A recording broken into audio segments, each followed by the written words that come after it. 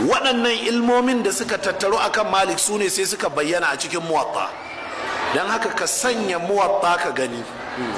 Wallahi jama'a, wata professional exams ce na taɓa rubutawa, jarabawa ce a fagen saye da sayarwa ta intanet, kuma malamin da ya karantar da mu bature ne daga Ingila, daga America.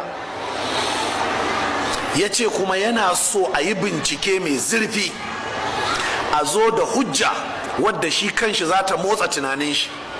Sai na ce insha Allah zai taimake mu. Kaf da na gama sai ne reference da muwatta ta Imam Malik, bature ne, sai ne mishi reference da muwatta. Na san kwanan zancen sai na aje fassara ta turanci gefe guda, sai sa a nemo ni. Ya ce bai san wannan littafin muwatta ba, waye ya rubuta shi? Sai na ce wani emeritus professor ne. Ka san professor ma yana da uba, shine emeritus. Na ce emeritus professor ne. Ya ce who was that?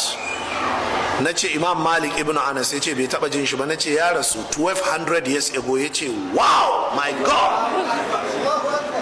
Ya ce don Allah zan taimake shi. Na ce kwarai da gaske, sai na kawo mishi.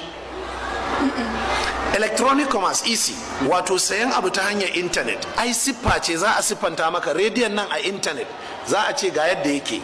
Yanzu wata handset da ta fito yau wata 2 ko wata 3, Sony ruwa baya taba ta. Da suka tashi hotonta a intanet sai suka kwarara mata ruwa, a kaga ruwa ana kwarara mata.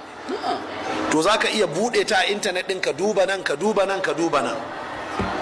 To shine ake kira albai'u bis sifa, wato a siffanta maka abu ka gamsu kuma ka biya kuɗi. Musulunci ya yarda da shi, yana nan a cikin muwatta. To jama'a, mu musulmi da muke da wannan, dan Allah za mu zauna mu fi kowa bara? Mu musulmi mun fi kowa arziki a duk duniya jama'a. Ƙasashenmu ne ƙasashen da ake fidda man fetur, amma jama'a yau mu ne muka fi kowa bara a Makka, a Madina, a Muzdalifa, a Arafa,